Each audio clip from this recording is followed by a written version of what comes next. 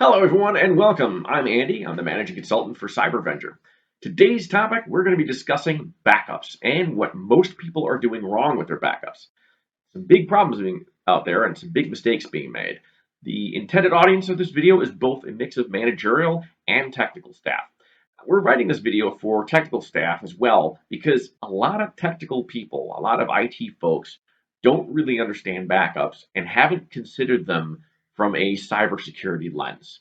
And it's really important to do because most cybersecurity threats out there, the bad guys, they understand that backups are your best line of defense and they're targeting your backups. If you do not take the proper steps to protect your backups, you might as well not have them. Well, we'll go that far, but certainly you need to take backups more seriously. And it's tough. That's one of the more boring, thankless jobs there are. If your backups are working perfectly, no one's going to know and no one's going to praise you. If your backups aren't working at all, no one's going to know and no one's going to give you grief.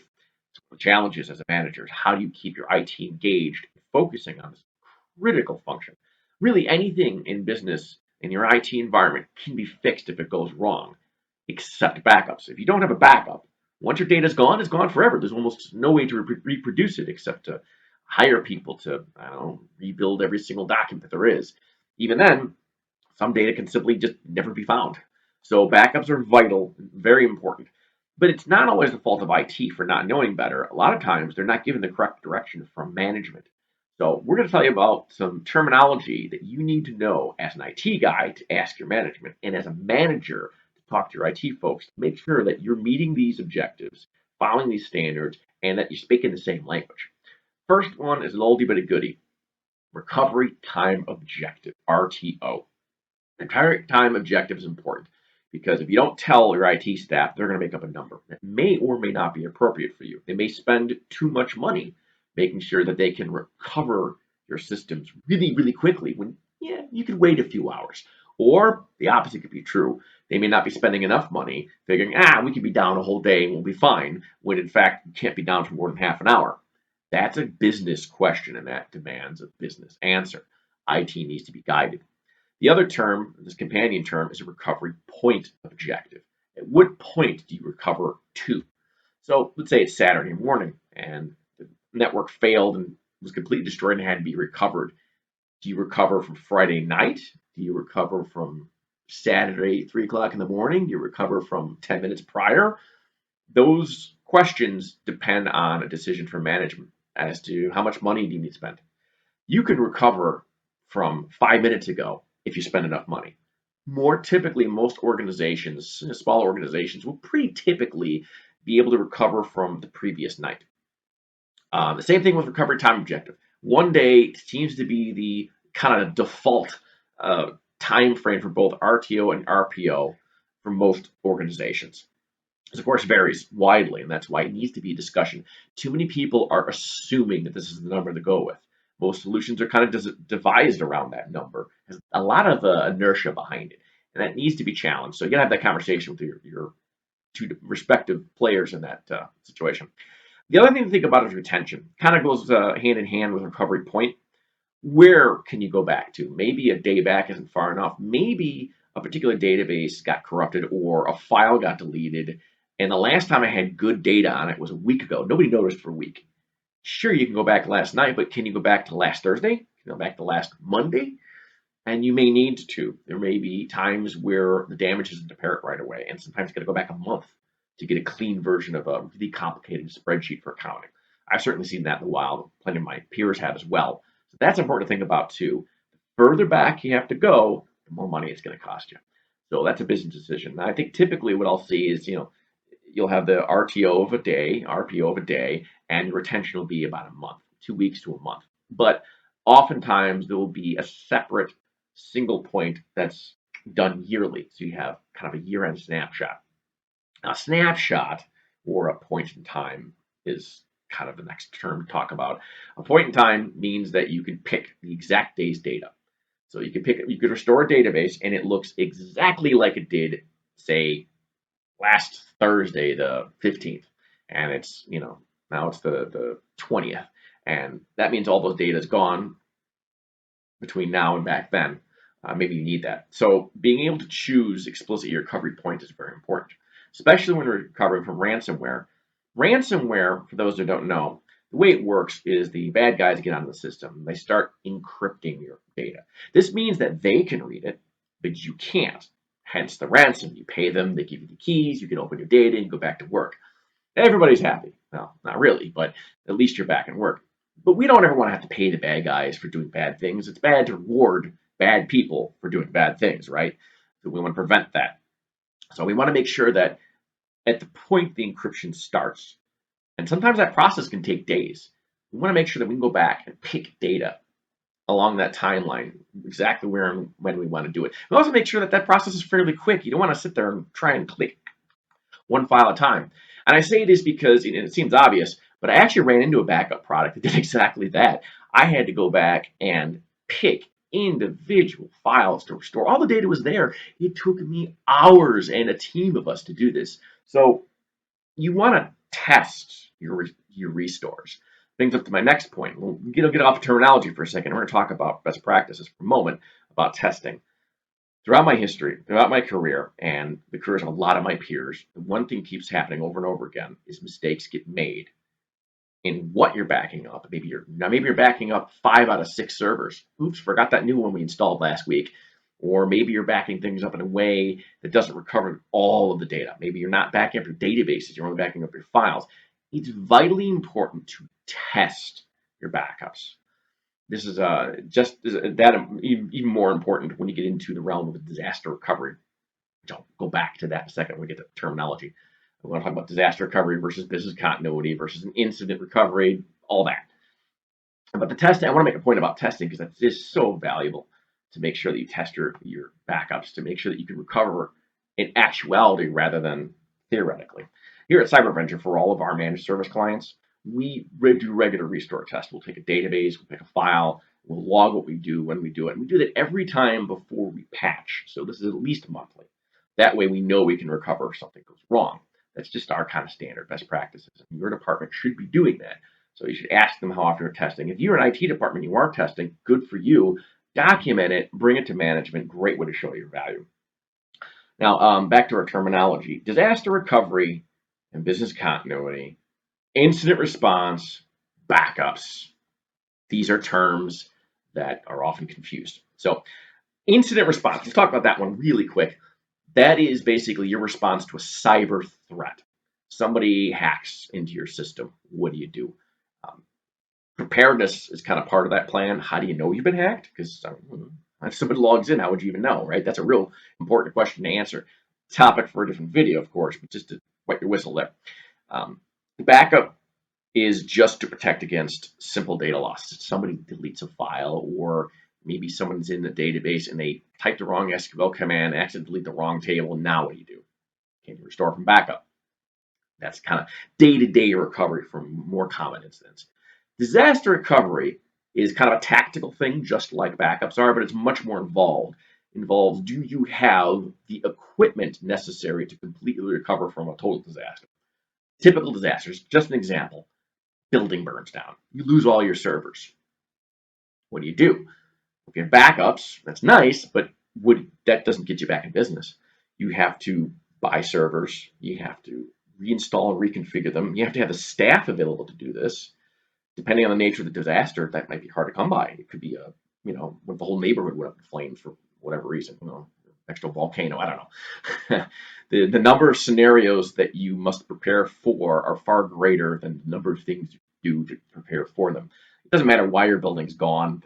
There's a million reasons it could be. Civil unrest, fire, flood, who knows. But if you have all your data in an off-site backup, it's another important thing, then you can recover. If you have a disaster plan that involves having all the IT resources available somewhere off-site, that has the steps you use to configure your network, the documentation for how things are built so that your folks can put them back together again. And then the final step is restoring from backup. That's disaster recovery.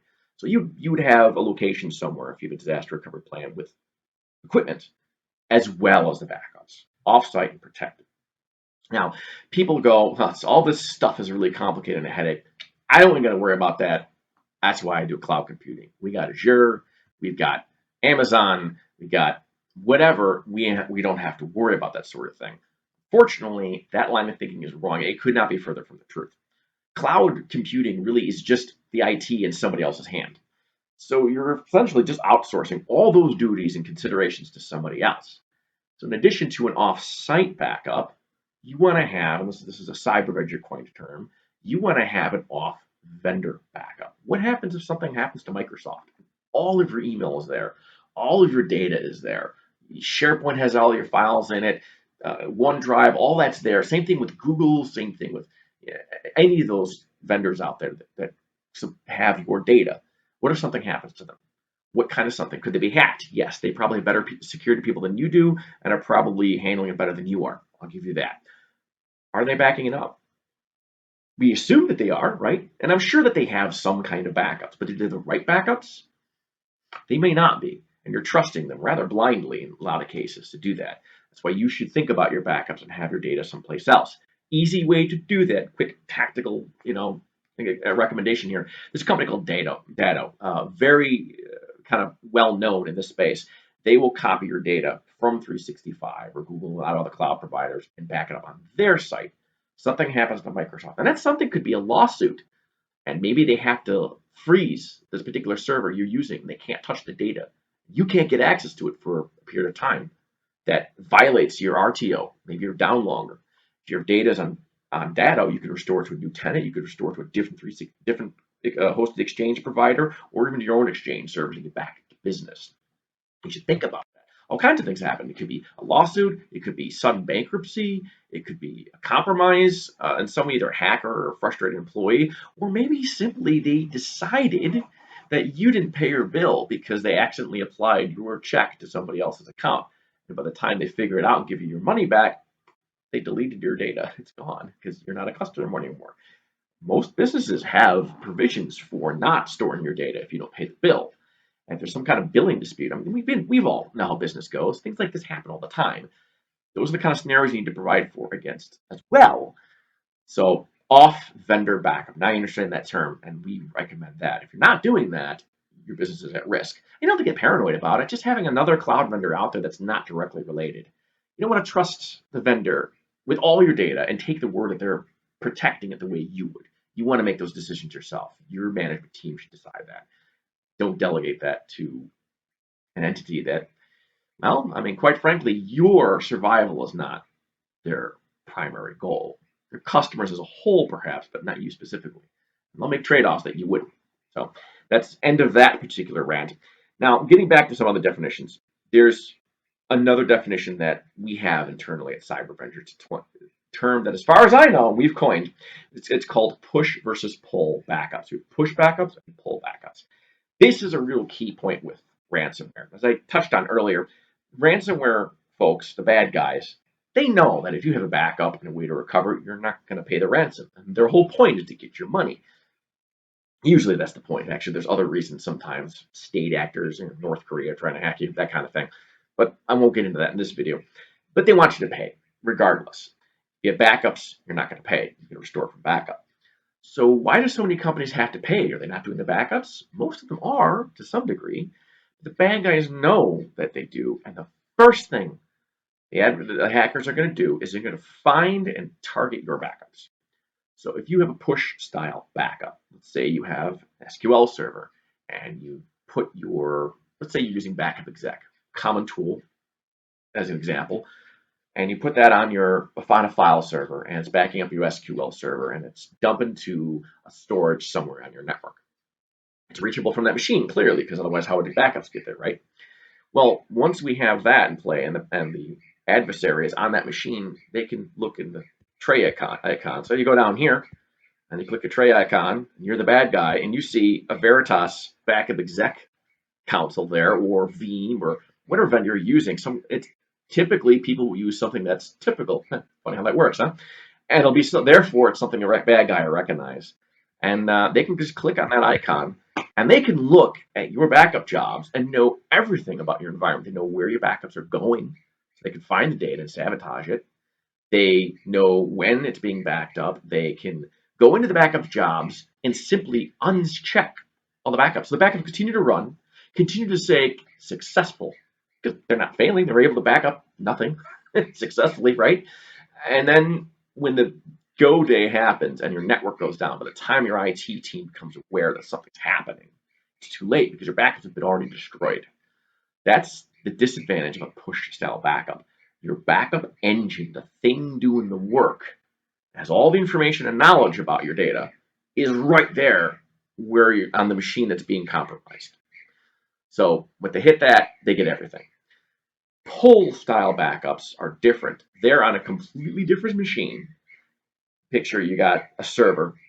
It could be a server that's in-house, right? Let's say you got a separate server with a different set of passwords. That's really important. And if they get the administrator password and it happens to be the same as your backup server, it's not exactly an advantage, is it? They can get right on in. You have a whole new password, a complex one, two-factor. If you could do that, have a firewall on it, and that is a complete security enclave, and it pulls the data off your network. So from the perspective of the servers that you're backing up, and that will of course get compromised, you can't see that the data is going anywhere. You have no idea how it's being backed up. You can't go after the backups. Backups are protected. It's a separate security island. That's very, very important. That's absolutely vital protecting against ransomware. And that's what people usually get wrong. They're like, well, I have backups. I mean, here, I'll even take them off-site. Now, the off-site's good because it's another copy. But I have seen personally situations where the ransomware attacker not only took out their backups, but noticed they were replicating off-site and went over the VPN to the disaster recovery site and destroyed those backups and sabotaged the job so they wouldn't run right. And then while the IT folks are sitting there trying to scramble how to figure out how to get the backups working again, they're not paying attention to the security logs because they're busy fixing the backups that aren't working, if they even noticed. And that's when the compromise happens. And the network goes down and you're stuck paying the ransom. So pull type backups are far superior. A real common, easy way to do this: cloud backup. This is where I like cloud. For example, iDrive. Let's say you're a small business. Let's say you're an independent consultant. You're a one-person shop. I've dealt with plenty of those. If you don't have much budget, typically they will buy a little USB drive, one of these puppies. You see that? And they're cheap, $100, 150 sometimes, and you can back up all your data, and that's great and all. But if it's connected to your computer, when they compromise your computer, they compromise your drive. Maybe you've got one that's offline in a drawer somewhere that you haven't updated in 6 weeks. Okay, it's something. Now you live with 6-week-old data, or you're going to pay a ransom. It's not a good place to be in. You don't want to have to make that kind of choice. So if you instead go over here, if you go to iDrive.com, one of my favorite places for affordable backup, you can get an iDrive personal or an iDrive team. Look at it's $10 a month. That's everybody. Anybody can afford $10 a month to protect their data. And it's a pull style because all the engines, all the mechanics doing the backup are up in the cloud. They're not on your facility. Your machine, compromising your machine doesn't get the bad guy any closer to reaching your backups because it's a completely different security architecture, different zone, different firewall, different credentials. You can't reach it physically. So you were able to restore someplace else, even if your laptop, even your computer is completely compromised. But there's a problem here. There's another spot where people do wrong with backups. If you look, $9.95 a month, 5 computers, 5 terabytes, beautiful pricing. Then over here, you've got $50 a month for 1.25 terabytes. Who would want the business? I'm not going to tell these guys I'm a business. I'll say it's for personal use. I'll save myself a boatload of money. It's not just a marketing thing. You're giving something very vital up when you get the home versus the professional versus the business here. And this is typical. I'm not just picking iDrive out about this. Most vendors have this kind of distinction, or at least a lot do. It's a common thing.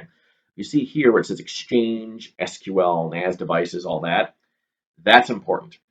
SQL, you can't back that up with conventional file-by-file backups. That's what iDrive comes free. You're gonna have to use an agent-based backup that's capable of speaking to SQL to get the data intact. Otherwise, it's a jumbled mush that you can't really actually restore from. Which is part of why we say test or restores, right?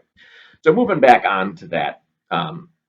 So we've talked about our disaster recovery.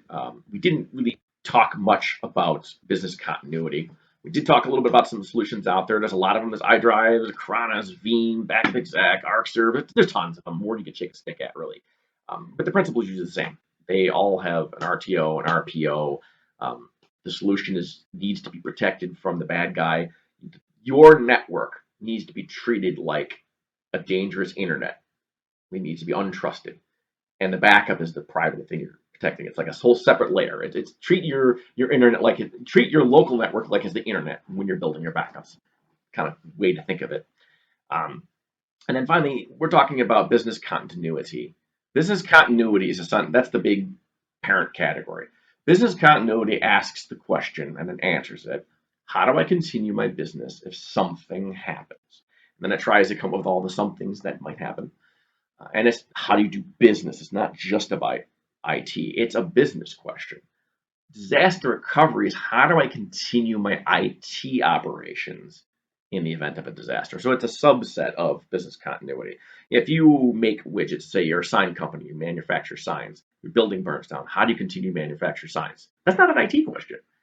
Do you have subcontractors that could take over for a while? Do you have another warehouse? You can shift gears there. You can reduce operations. Maybe you continue to serve certain customers, but not others.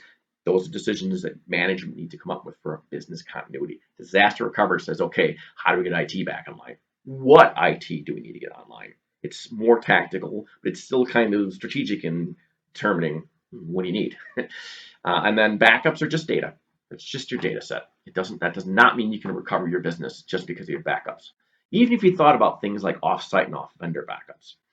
So that's a kind of a good overview of what you need to think about when you're preparing your business to recover from anything, from the known and unknown.